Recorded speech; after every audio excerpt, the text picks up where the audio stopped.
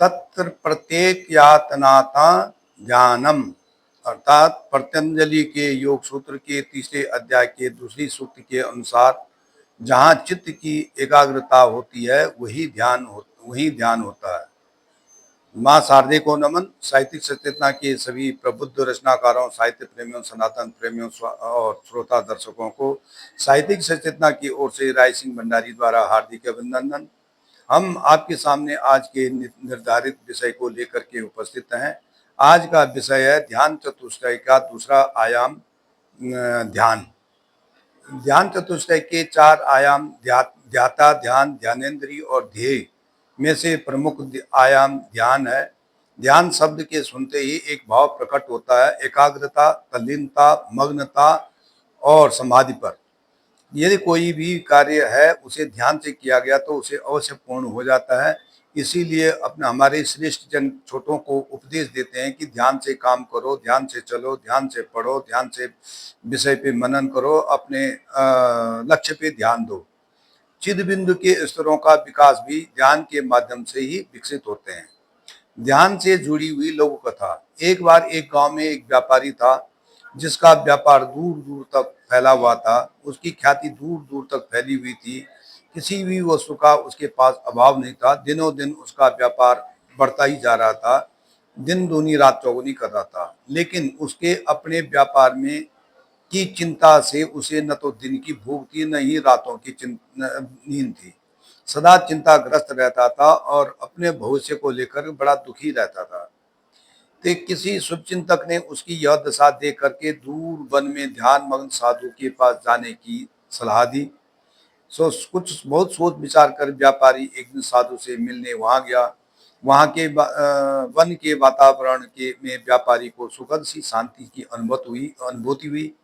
उसने देखा साधु की कुटिया में चारों ओर वन्य जीव निर्भय विचरण कर रहे हैं। जब कुटिया में पहुंचा तो साधु एक ध्यान मग्न में एकाग्र थे, जिनके मुखमंडल पर तेज था और एक समाधि में थे।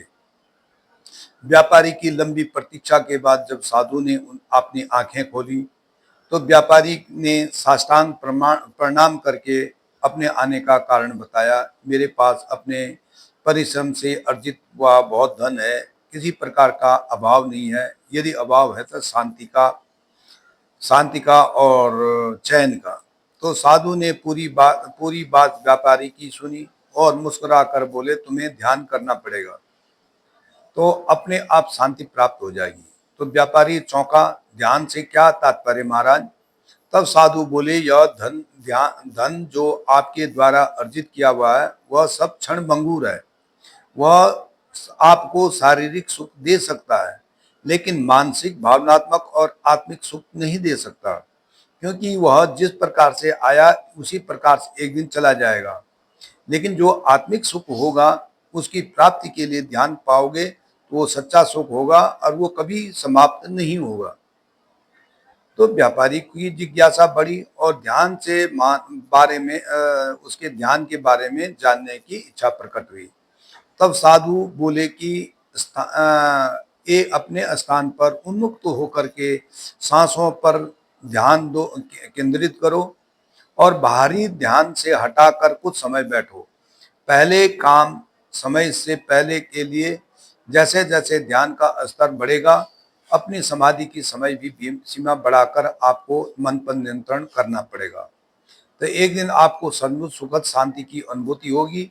उसके बाद वह अपने धन खोने का कभी भी भय नहीं रहेगा। व्यापारी ने वहीं बैठकर ध्यान करने का प्रयास किया तो उसे धन, व्यापार, अपना ग्राहक सारे दिखने लगे। वो साधु को बोला, मुझे तो ये सब दिखाई दे रहे हैं प्रभु, मैं क्या करूं? तब साधु बोले, आपको सभी अभी अपने घर में रखी भगवान की एक मूर्ति पर ध्यान करना है और सब ध्यान हटाना। फिर ध्यान लगाने को कहा। तो अब व्यापारी का ध्यान मूर्ति में था। अब व्यापारी का ध्यान का समय थोड़ा अधिक बढ़ गया। अब वह अपने अंदर में स्वयं सुखद अनुभव करने लगा। तो अब साधु से आज्ञा लेकर वह घर आया और ध्यान लगाने का प्रयत्न करने लगा। कुछ ही दिनों में उसका स्तर इतना प्रखर और तेज होने लगा कि उसे आत्मिक सुख का अनुभूति होने लगी। तो वह अपने व्यापार को ध्यान से व्यवस्थित करने लगा, हर कदम पे ध्यान से रखने लगा और ग्राहकों को लेकर ईश्वर तक सबका ध्यान रखने लगा। आज उसके पास सब अब व्यापार के साथ फैलाव के साथ साथ आत्मिक आनंद भी था। तो कहने का तात्पर्य यह है कि यदि व्यक्ति ध्यान मग्न से कोई कार्य करता है तो उसे आत्मिक सुख की अनुभूति होती है, जो कि सच्चा सुख होता है। धन्यवाद। राय सिंह भंडारी।